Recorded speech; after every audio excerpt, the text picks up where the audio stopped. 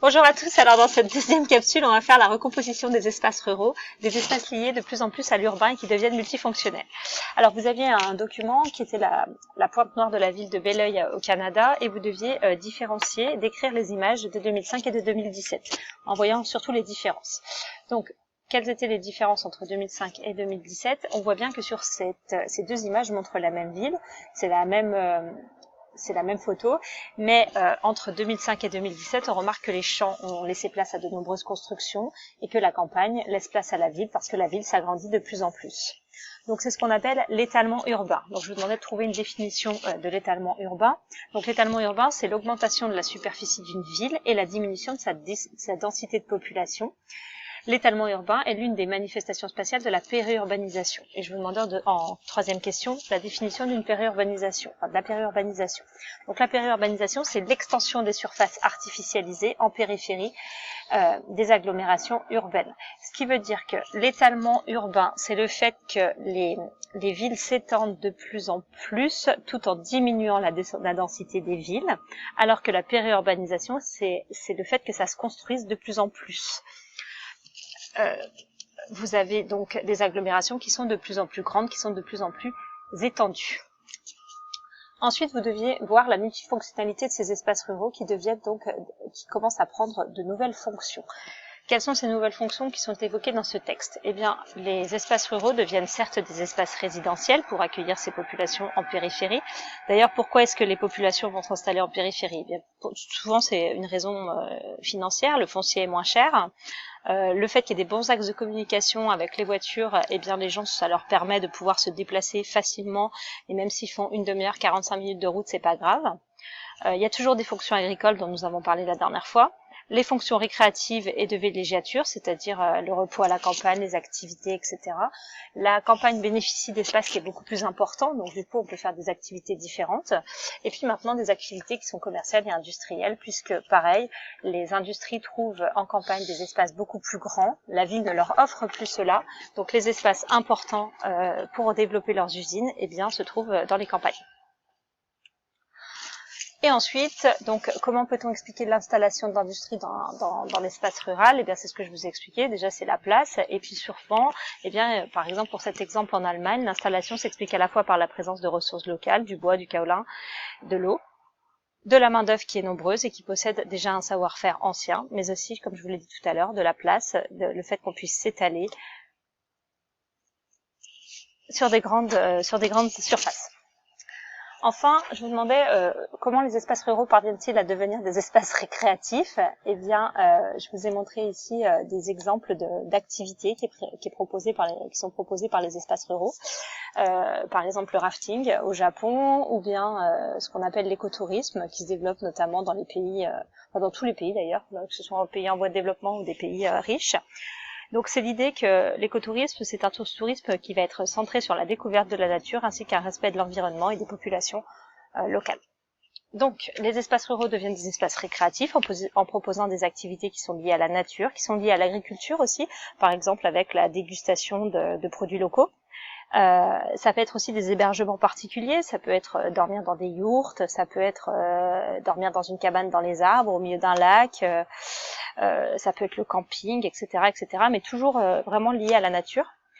Les espaces ruraux bénéficient de place, bénéficient de proximité avec la ville, donc pour certains c'est facile de proposer des week-ends, ce qu'on appelle souvent des week-ends ressources. Et puis on va jouer sur le respect de la nature pour les voyages, notamment avec l'écotourisme. Je corrige le bilan. Donc, vous mettez le monde devient majoritairement urbain. L'espace rural diminue sous la pression urbaine. La limite entre les espaces ruraux et les espaces urbains est de plus en plus floue, notamment avec ce qu'on a vu tout à l'heure, la périurbanisation, l'étalement urbain. Mais les deux espaces restent interdépendants, c'est-à-dire qu'ils ont besoin les uns des autres. Les pôles urbains fournissent de nombreux services, par exemple les soins, l'éducation, l'administration, les commerces, et en retour, les espaces ruraux, eux, jouent un rôle essentiel dans l'alimentation des villes en eau et en produits agricoles, mais aussi aujourd'hui en espaces de loisirs. Les espaces ruraux deviennent ainsi multifonctionnels, c'est-à-dire qu'ils ont plusieurs fonctions. Je vous mets les fonctions les unes à la suite des autres. Donc d'abord, les espaces ruraux deviennent des espaces résidentiels.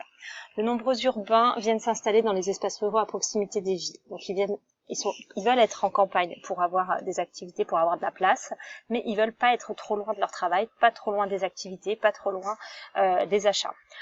Donc ils veulent des meilleures conditions de vie, donc le cadre agréable, une maison plus grande, un jardin. Ils veulent bénéficier d'un foncier qui est moins cher. Et cet éloignement volontaire volontaire ou subi d'ailleurs, entraîne ce qu'on appelle un étalement urbain et une périurbanisation. Le fait qu'il y ait un étalement urbain et une périurbanisation, ça va développer ce qu'on appelle des mobilités pendulaires, c'est-à-dire que tous les jours, les gens vont se déplacer à partir de leur domicile, soit pour aller faire leurs courses, soit pour aller travailler, soit pour aller à l'école pour certains, notamment pour les facs, etc., etc. Dans les pays riches, l'espace rural résidentiel, c'est les maisons avec les jardins. Dans les pays pauvres, ce sera plutôt les bidonvilles. Par exemple, dans un pays riche, quand vous vous éloignez quand vous arrivez dans le périurbain, vous avez souvent des maisons individuelles.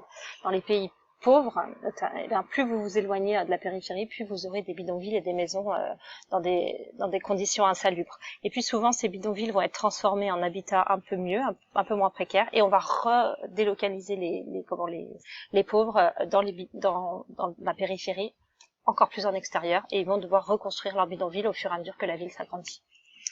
Donc l'espace rural est grignoté par la périurbanisation, ça devient un espace résidentiel, parfois seulement un espace dortoir, puisqu'on constate que parfois vous avez que des gens qui viennent dormir et qui ne profitent pas du tout de l'espace et qui ne s'intègrent pas du tout dans les campagnes.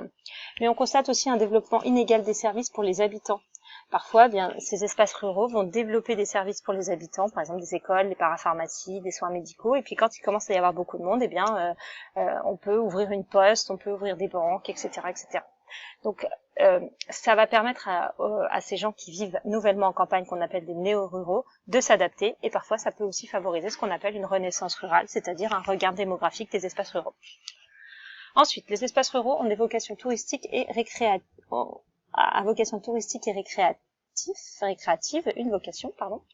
Donc, les fonctions récréatives et touristiques sont relativement récentes, mais elles se renforcent. D'abord, elles vont renforcer les paysages, elles vont renforcer les savoir-faire, elles vont développer les avantages de la nature, et on va voir se développer des activités liées à cette nature avec différentes formes de tourisme. Alors, le premier, c'est ce qu'on appelle l'agrotourisme, qui est une forme de tourisme à la ferme, avec dégustation de produits locaux, par exemple. On peut avoir ce qu'on appelle le tourisme vert, qui est la découverte du patrimoine, les activités de plein air, que vous connaissez en règle générale, le rafting, le canyoning, le canoë, l'acrobranche, la randonnée, le VTT, etc. Et puis, vous avez ce qu'on appelle l'écotourisme, qui est un tourisme qui se développe de plus en plus, qui va être respectueux des populations locales, respectueux de l'environnement, et qui va contribuer à l'élaboration de l'amélioration des conditions de vie, par exemple dans les pays pauvres. Enfin, les espaces ruraux sont à vocation industrielle et commerciale. Donc, les espaces ruraux sont parfois tournés vers des cultures commerciales d'exportation, comme l'huile de palme en Indonésie, le coton, l'avocat au Mexique. L'activité industrielle, notamment dans l'agroalimentaire, mais aussi dans d'autres domaines, commence à s'implanter en espace rural, mais car elle bénéficie de places, d'un foncier moins cher, d'une main-d'œuvre abondante et surtout d'une proximité avec les villes. J'ai oublié le mot, vous le rajoutez, villes. Comme d'habitude, ce sont les espaces ruraux les plus proches des centres urbains qui vont en être bénéficiaires et ceux qui sont proches des grands axes de communication. Les espaces ruraux qui sont beaucoup plus enclavés, eux, ne bénéficieront pas de cette nouvelle production.